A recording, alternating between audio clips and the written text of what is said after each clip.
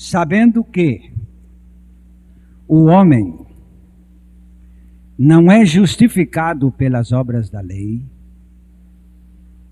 mas pela fé em Jesus Cristo, temos também crido em Jesus Cristo para sermos justificados pela fé de Cristo e não pelas obras da lei, porquanto pelas obras da lei nenhuma carne será justificada. Pois se nós, que procuramos ser justificados em Cristo, nós mesmos somos achados pecadores, é porventura Cristo ministro do pecado? De modo nenhum. Porque se torno a edificar aquilo que destruí, constituo-me a mim mesmo transgressor.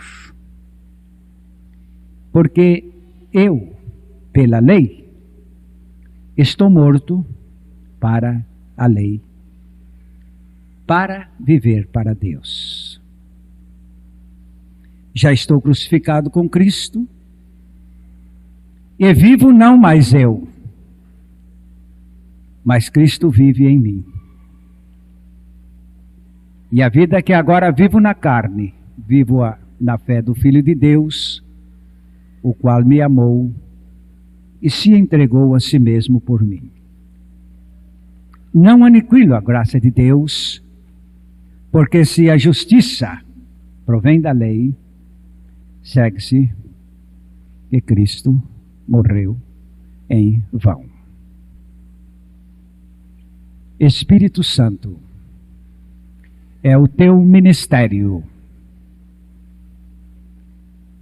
executar a tua palavra em todos nós e executá-la para uma obra completa, que é a obra da perfeição em cada pessoa, para a glória de Deus Pai, em nome de Jesus.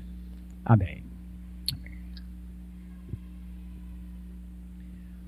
Hoje pela manhã,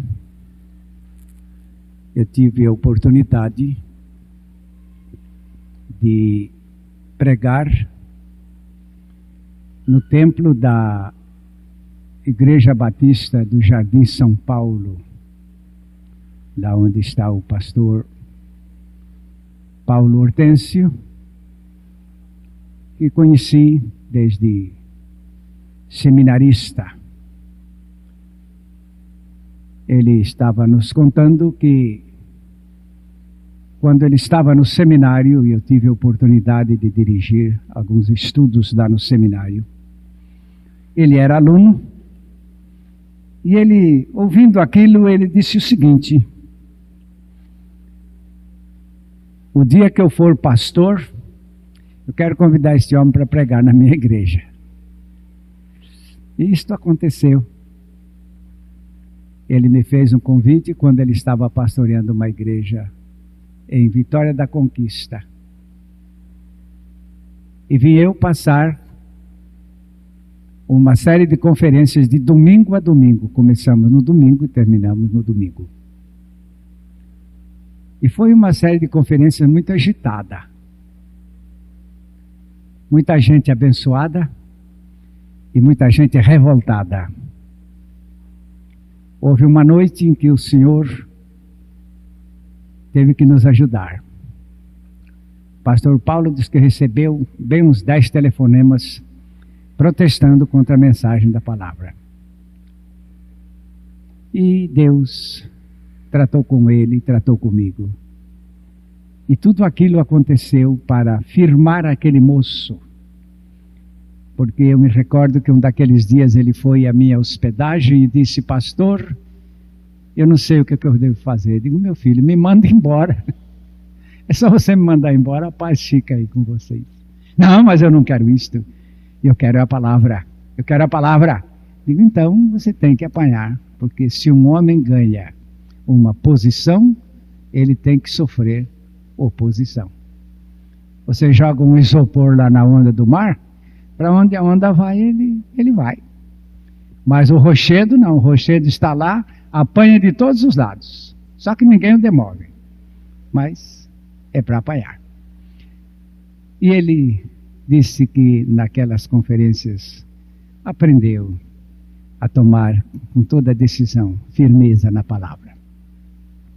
Por isso este hino que acabamos de cantar tem sido uma preciosidade na minha experiência. Ele é meu.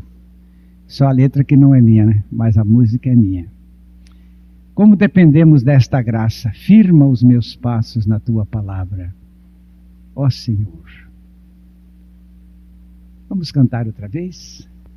Firma os meus passos, ó Senhor, na tua santa palavra, e não se apodere de mim iniquidade alguma. Firma os meus passos, ó Senhor, na tua santa palavra, e não se apodere de mim iniquidade alguma. De modo que tive tanta alegria hoje em ouvir o testemunho que pastor Paulo apresentou perante a igreja, dizendo: naqueles dias eu estava recebendo uma ajuda que tem sido a bênção do meu ministério. Eu ainda tive a oportunidade de dizer hoje, de novo ao pastor Paulo, é que Deus nos tem chamado para sermos ministros, você sabe do quê? Da palavra de Deus. Se alguém quiser ser ministro de outra coisa, vai mal. Vai mal. Eu me recordo que eu passei por muitos anos achando que Deus tinha me chamado para ser ministro batista. E eu me inscrevi na Ordem dos Pastores Batistas do Estado de São Paulo. E lá então eles me deram uma carteira com esse título, Carteira de Ministros Batista. Estava lá em latim, praedica verbum, quer dizer, prega a palavra. Mas eu não entendia a importância do que estava escrito embaixo, só achei que a carteira de ministro batista. E um dia orando ao Senhor, eu disse, desde que o Senhor me chamou para o ministério batista, ele disse, nunca te chamei para o ministério batista. Disse, mas Senhor, o Senhor não se lembra aquele dia que o Senhor me chamou em tal lugar, assim, assim, assim, assim? Eu tenho uma história da minha chamada para o ministério. Chamada divina mesmo, não foi uma sugestão não. Ele disse, foi eu quem chamou. E então? Mas eu não te chamei para ministro batista. Você ainda não descobriu para que foi que eu lhe chamei. Depois de tantos anos, você ainda não sabe nem o que está fazendo. Porque eu lhe chamei para ser ministro da minha palavra. Não de seitas, nem de denominação. Negócio de ministro de igreja evangélica, isso aí não existe no plano de Deus. E este fato tem sido impressionante. Sabem que até nas minhas identidades eu nunca mais aceitei colocar título de ministro batista. Vamos tirar isso daí. Ou eu ponho ministro da palavra de Deus, ou de nada. E agora, eu quero continuar com a palavra à vossa frente. Assim que Deus criou o ser humano, conforme aparece em Gênesis capítulo 2, versículo 7, aí a narrativa de como Deus criou o homem. Vamos ler este versículo, pastor. E formou o Senhor Deus o homem do pó da terra, e soprou-lhe nas narinas o fôlego da vida, e o homem tornou-se alma vivente. Você sabe que a versão certa não é pó da terra, sabia disso? barro da terra, sabe? Ele não ia escolher um monte de areia para fazer um boneco que não dá para fazer de areia, assim, de pó. Tinha que fazer de argila. Tinha que ser esse pó com água. Ao ponto de a medicina concluir que nós hoje somos, fisicamente, somos 5. Fala? Ah, sim, isso eu sabia agora. 60% de água no nosso corpo. Agora aqui, os irmãos notem que o ser humano foi feito vivo. É uma coisa de barro. E Deus sopra nisto o espírito de vida. O fôlego de vida. Isto veio de Deus. De modo que nós somos uma porção de coisa da terra e uma porção de coisa de Deus, da pessoa de Deus. Ele soprou isso em nós, lá no Éden. Eu não sei quantos anos Adão viveu com a sua esposa Eva, em harmonia com Deus no Éden. Eu tenho a impressão que eles viveram menos 100 anos no Éden, antes de pecar. Obedecendo a Deus, fazendo tudo quanto Deus queria, cumprindo todas as suas tarefas diante de Deus, tudo em harmonia. Mas houve ali uma palavra de alerta, mas ela era mais do que uma palavra de alerta, ela era uma lei.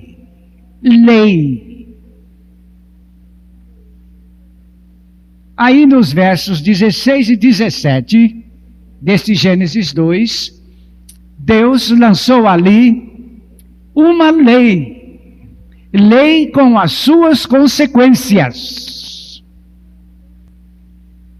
Ordenou o Senhor Deus ao homem, dizendo: de toda a árvore do jardim podes comer livremente, mas da árvore do conhecimento do bem e do mal, dessa não comerás, porque no dia em que dela comeres, certamente morrerás. Isto equivale ao dizer-se que aqui existe água venenosa. E ali está uma lei dizendo: não se beba desta água, porque se alguém beber, ficará envenenado e morrerá. Ou como ali adiante, uma árvore com frutos venenosos e uma tabuleta ao lado: ninguém coma deste fruto, porque aquele que comer morre.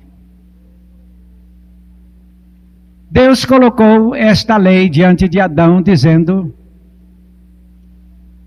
você não vai comer deste fruto, porque no dia em que dele comeres, certamente morrerás. Comeram. No capítulo 3, verso 6, diz que eles resolveram se rebelar contra a lei de Deus e comeram. Então, vendo a mulher que aquela árvore era boa para se comer, e agradável aos olhos, e a árvore desejável para dar entendimento, tomou do seu fruto, comeu, e deu a seu marido, e ele também comeu. Eles não morreram fisicamente. Eles ali perderam a vida de Deus que haviam recebido no versículo 7 ali atrás, do capítulo 2. Deus tinha soprado neles o fôlego de vida. E esta vida foi-se embora no momento que eles comeram o fruto proibido. Continuaram tendo uma vida biológica. Continuaram tendo uma vida psíquica, todos nós. continuaram tendo uma natureza. Mas isso tudo, a essa altura, em pleno corte de relacionamento com Deus.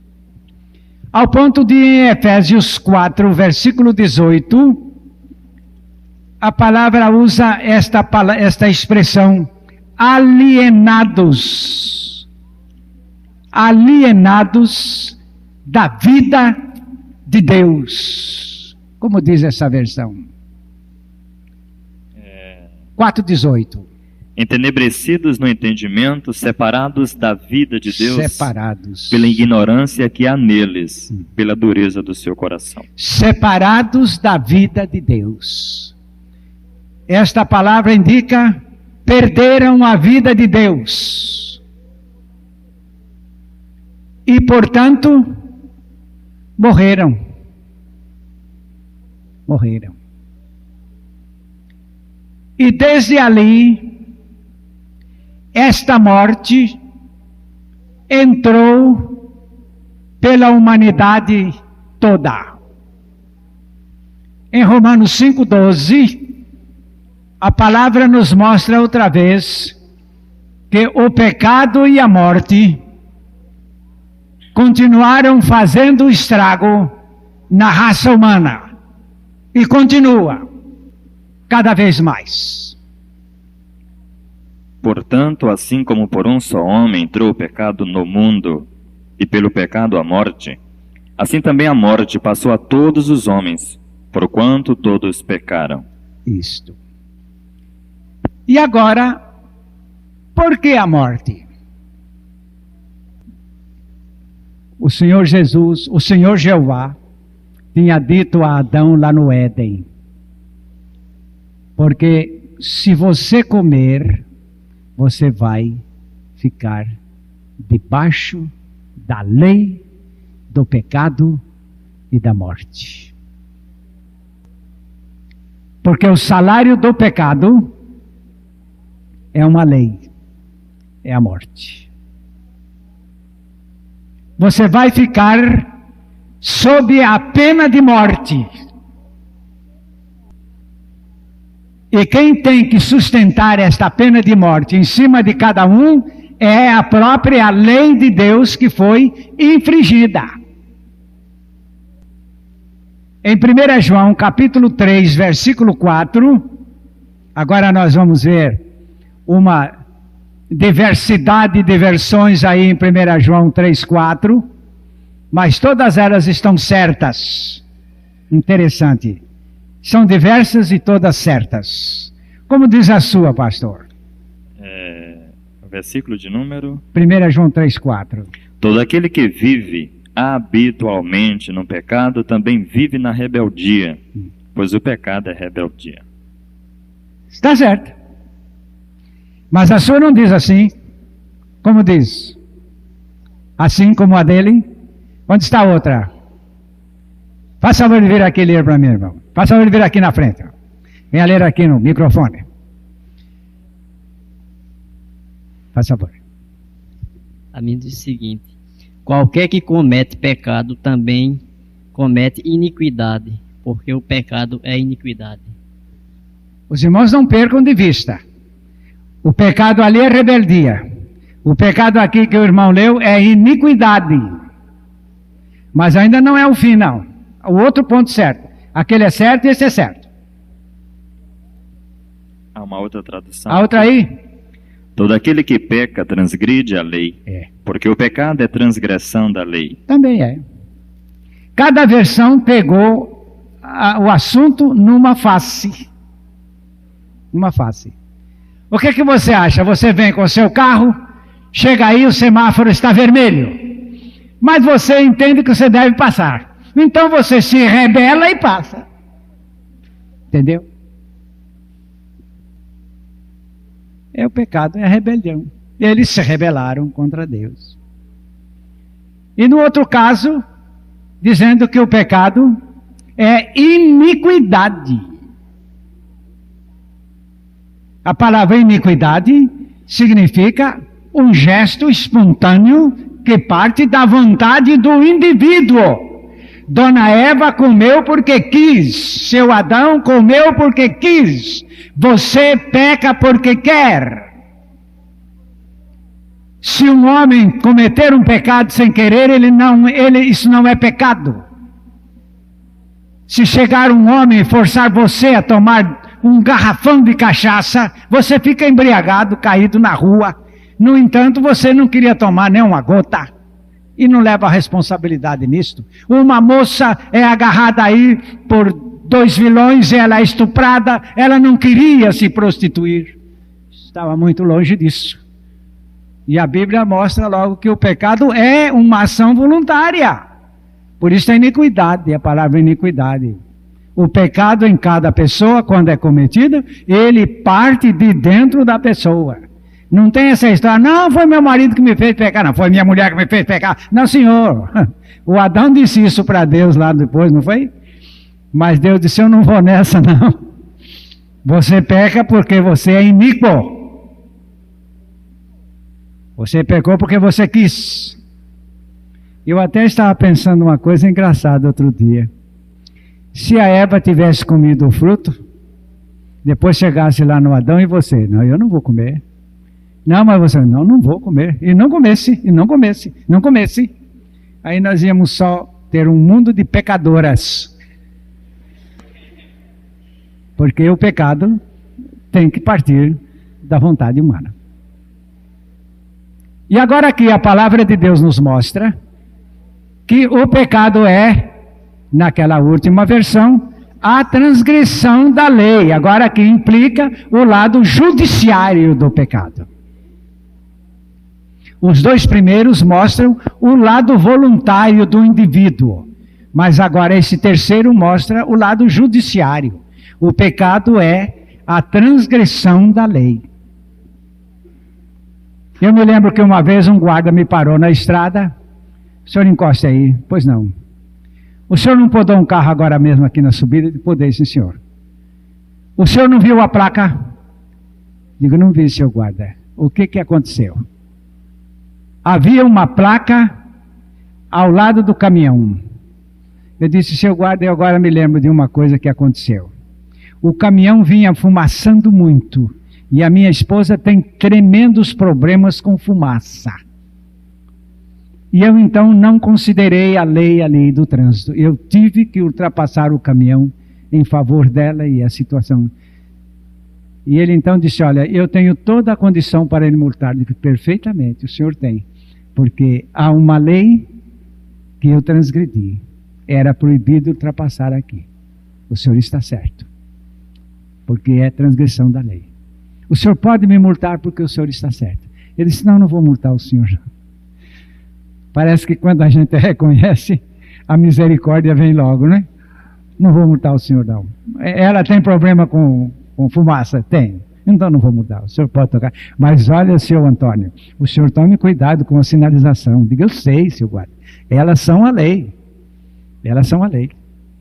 Outro dia alguém me disse, e eu fui multado lá em tal ponto assim, assim, assim. Muito bem. Qual é que foi o problema? Estacionamento, perfeitamente. Qual a sinalização que havia? Nenhuma. Nenhuma. E o senhor era proibido estacionar num lugar onde não tinha nada determinando? Não, senhor. Não há lei. Ali não há lei. Ali não há lei. O senhor fotografe a área, ouviu? E compareça ao Detran dizendo, meu carro estava estacionado neste lugar onde não há sinalização. O senhor faz favor de ver que a minha multa está sem base legal. Porque não há sinalização. A lei é isso. Por isso o pecado é transgressão da lei. Eu sei que é para não adulterar, né? Mas vamos adulterar. Eu sei que é para não brigar, mas vamos brigar. Eu sei que é para não mentir, mas vamos mentir. A lei está dizendo que não, mas a vontade está determinando fazer. Pecado é transgressão da lei. E todos nós que cometemos pecados neste mundo, ficamos debaixo da lei. Ficamos debaixo da condenação da lei. A condenação é da lei. Ao passo que se houver uma lei e uma pessoa está condenada, mas daqui a pouco essa lei é anulada, a condenação desaparece também, porque se a lei for anulada, a condenação desaparece, que a condenação tem que proceder da lei. E agora, Jesus precisava vir ao mundo. E em Gálatas capítulo 4, Gálatas 4, aparece a palavra de Deus nos dizendo aqui, a começar do versículo 4 e 5, nós vamos notar que, achando nós debaixo da lei, até a sua versão está boa, achando nós debaixo da lei, Jesus teve que vir ao mundo debaixo da lei. 4:5. 4:5. Mas vindo à plenitude dos tempos, Deus enviou seu Filho, nascido de mulher, nascido debaixo de lei, Isto. para resgatar os que estavam debaixo de lei, a fim de recebermos a adoção de filhos. É verdade. Eu tive um companheiro de trabalho no barco, no Rio Paraná. Sempre quando a gente perdia algum objeto, ele saía com uma filosofia dele. O senhor está procurando o quê? Eu estou procurando minha meia aqui. Olha, procura onde ela está que o senhor acha. Eu achava meio bobagem isso, mas é certo isso. Eu perdi o lápis, ou perdi uma porca, perdi... Procura onde ela está que o senhor acha. Está certa a resposta. Mas o que eu queria agora destacar é que Jesus tinha que nos procurar. Onde? Onde? Onde estávamos? Debaixo da lei. Vocês conhecem um brinquedo de criança chamado está quente, está frio? Hoje a criança não brinca mais dessas coisas, vai brincar de televisão, não é? Mas antigamente as crianças brincavam de está quente, está frio. E Jesus não podia chegar até perto do pecador, não. Ele tinha que chegar onde se acha o pecador, debaixo da lei e debaixo da condenação. Debaixo da lei, sob maldição. Gálatas 5. Este livro é um livro tremendo em matéria de justiça. Podemos ler aí, eu falei 5 é 3, versículo 10, 3:10 de Gálatas. Pois todos quantos são das obras da lei estão debaixo da maldição, porque escrito está, maldito todo aquele que não permanece em todas as coisas que estão escritas no livro da lei para fazê-las. Eu sei que alguém dirá, não tenho nada com lei. Como não tem? Todas as suas transgressões são contra a lei. E lembre-se mais uma coisa. Estas transgressões trouxeram para você as maldições. Que pena que nós não vamos ter tempo hoje de tratar desse assunto, não é? Eu me lembro de um menino que xingava a mãe dele. Xingava feio. Pois todos os nomes que a mãe dele sabia xingar, ele xingava a mãe. E uma ocasião eu passei lá umas horas com ele na casa dele, eu fiquei horrorizado, pensando, mas como o Lazinho é capaz de xingar a mãe desse jeito? E não foi muito tempo, ele ainda estava no grupo escolar, antes de terminar o grupo escolar, ele morreu. Eu fiquei impressionado. E um dia lendo a Bíblia, honra teu pai e a tua mãe, para que se prolongue os teus dias na terra. Maldições, muitas e muitas e muitas e muitas. Agora o Senhor, ao nascer neste mundo, ele teve que nascer como homem e teve que nascer como homem debaixo da lei. E toda a vida de Jesus foi uma vida de perfeita obediência a toda a lei. Ele nunca transgrediu a lei. Mas ele não guardava o sábado. Quem é que disse que não? A única coisa que ele veio ensinar os judeus é que o sábado é dia de fazer bem a todo mundo. Guardava o sábado, sim, senhor. E guardava o domingo, a segunda, a terça, a quarta, a quinta, a sexta e a sábado. Porque é assim que se guarda o dia do Senhor. Alguém diz que domingo é dia do Senhor, né? A Bíblia diz lá que sábado é dia do Senhor. E a sexta, a quinta, a quarta e a terça e segunda? São de quem? Do Senhor é a terra. E o que mais? E a sua plenitude. E os dias? Todos são do Senhor. Jesus então guardou toda a lei. No capítulo 5 de Mateus, os versículos 17, vamos ver só o 17 agora. Mateus 5, 17. Vejam o que Jesus diz sobre a lei. E ele é advogado, não é? Advogado. Vamos conversar com este Jesus sobre advogado. Não é advogado de porta de cadeia, não, viu? Não? É advogado mesmo daqueles que creem nele. Não penseis que vim destruir a lei ou os profetas. Não vim destruir, mas cumprir.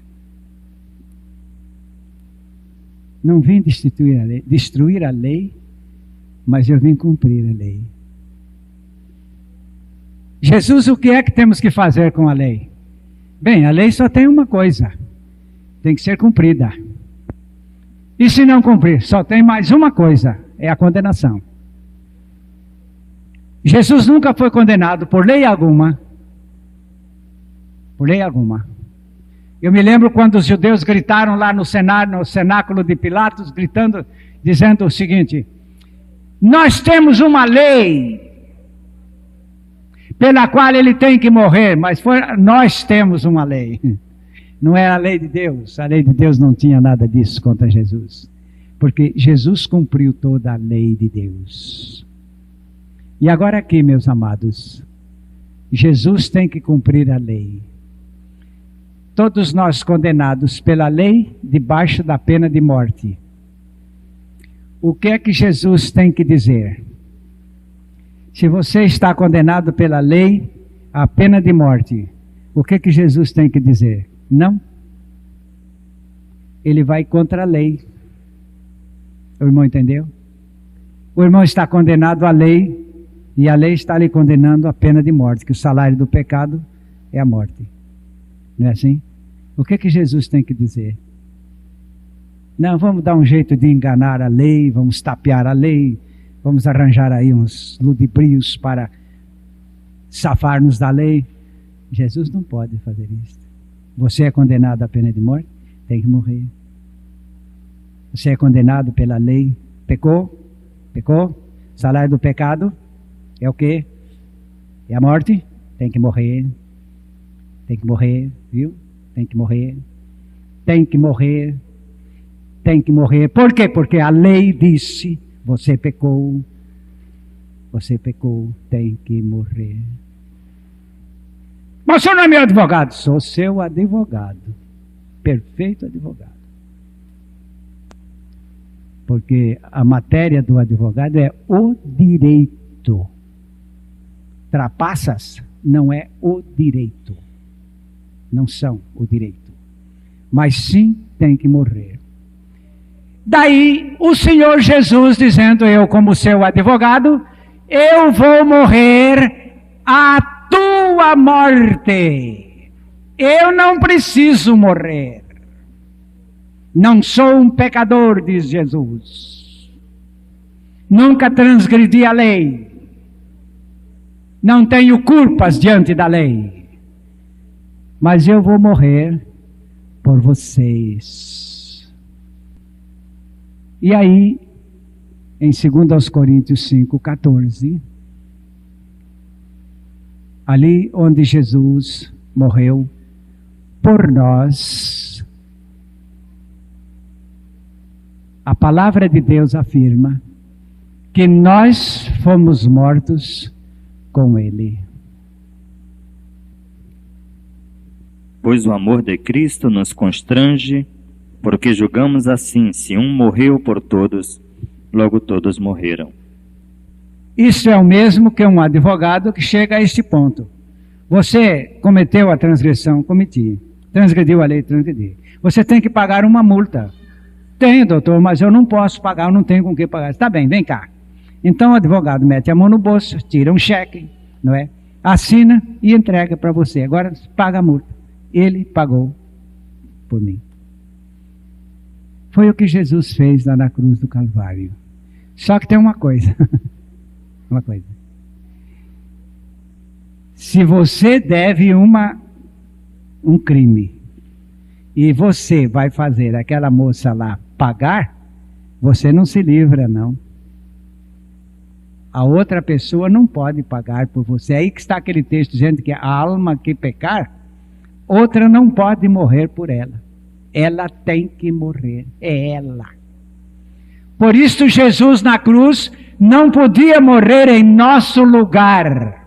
As versões bíblicas na palavra em nosso lugar ali, elas não subsistem. A maior parte já deixou para lá esta ideia de nosso lugar, que não é. Lá no texto grego diz uper, esta palavra não é em lugar de, é em favor de, em benefício de alguém.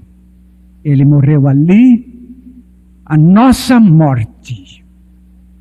Agora você vai para o texto de Gálatas, capítulo 2, verso 19, e vai ver, já foi lido, diz aqui esse verso 19, porque eu, pela lei, isto equivale a parafrasear, eu, conforme a lei exigia, ela exigia a minha morte, morri, ela ficou satisfeita e eu morri para a lei, a fim agora de viver para Deus. Mas como foi que nós fomos mortos?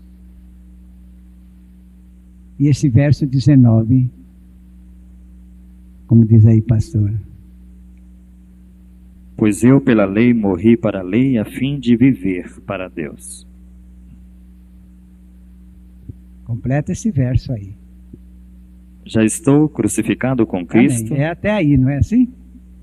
Essa versão não para aí? Para. Verso 19 diz assim: eu para a lei, eu pela lei morri para a lei, a fim de viver para Deus, e estou crucificado com Cristo. Como foi que fomos mortos? E por que foi que fomos mortos? Esse é o ponto que nós temos que hoje saber.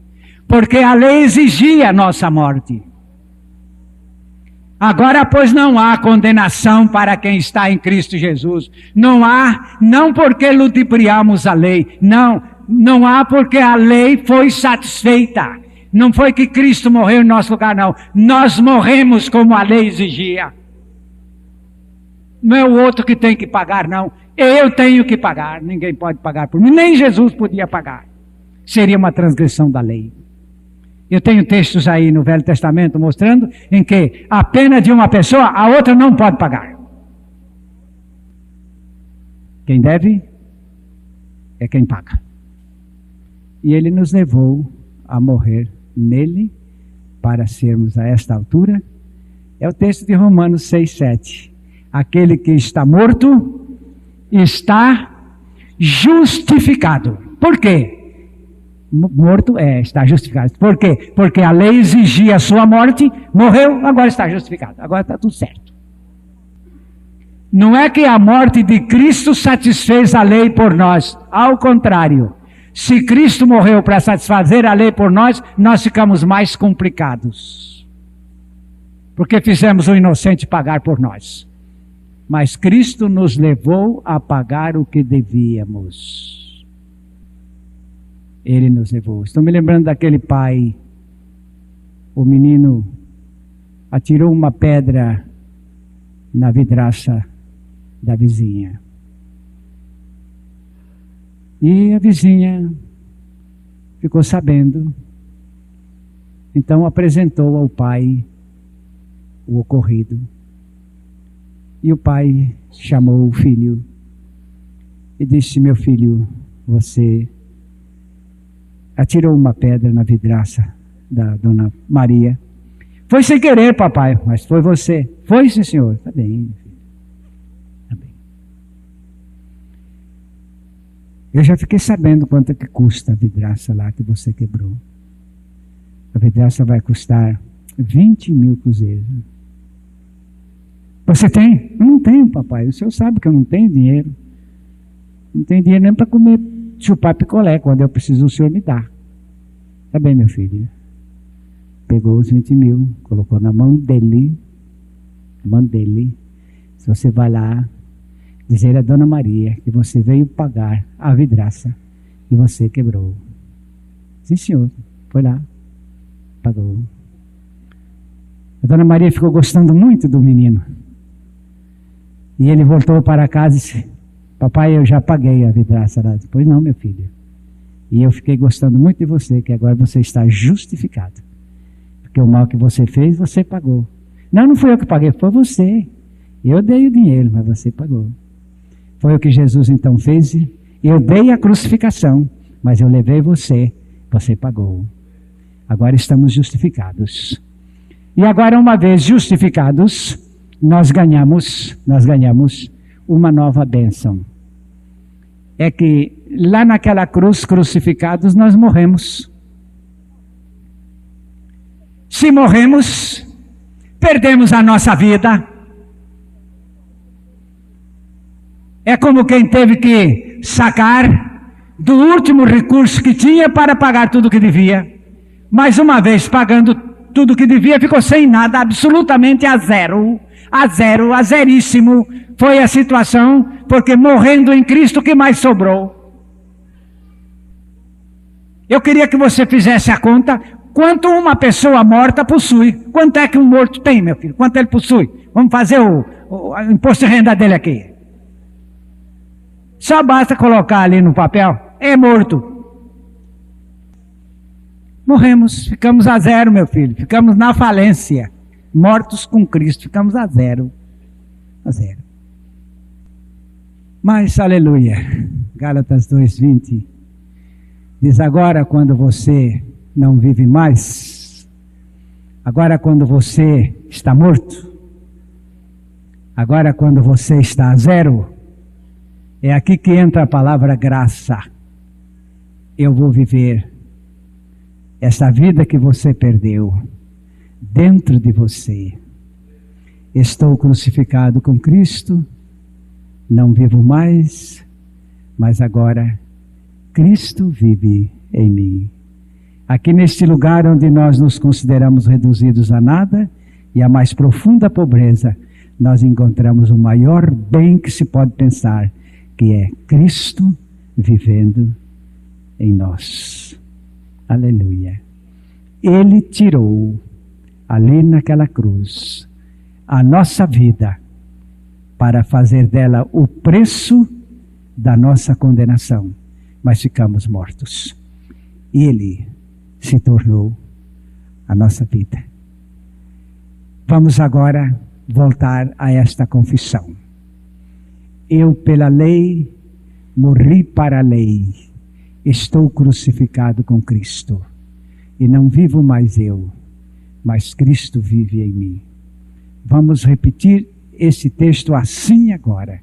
Estamos em Gálatas 2:19 e uma partezinha do 20. Porque eu, pela lei, morri para a lei, a fim de viver para Deus. Estou crucificado com Cristo. Não vivo mais eu, mas Cristo vive em mim. Isto já aconteceu com você? Se não, eu vou lhe dar um conselho. Ore a Deus pedindo que isto aconteça. Ore a Deus pedindo a fé para você alcançar esta vitória. Senhor, eu quero a minha morte com Cristo e a vida de Cristo em mim. Eu preciso desta bênção. Como Jacó disse ao Senhor lá no Vale de Jaboque: E eu não te deixarei enquanto não me abençoares. Pois então o que é a bênção? A bênção é que o Senhor tire de mim a minha própria vida e me conceda a graça de ter a tua vida em mim para sempre. Este é o novo nascimento. Este é o real converter-se ao Senhor. E este é o modo como Ele pode colocar-nos dentro do seu reino. E que na sua bênção, na sua graça, cada pessoa aqui seja enriquecida desta vida de Cristo, mas morrendo nele, para que Ele seja a sua vida. Curve a sua cabeça nesta oração. Senhor, Tu me fizeste morrer contigo. Morri porque a lei me condenava. Tu me fizeste morrer contigo porque a lei me condenava. Eu estou crucificado contigo. E agora o Senhor é minha vida. O Senhor é quem vive em mim e vive para sempre. Eu te dou glória, Senhor, porque me libertaste da minha vida condenada e me concedeste a tua vida gloriosa. Em teu nome, Jesus. Amém, Senhor amado. Amém.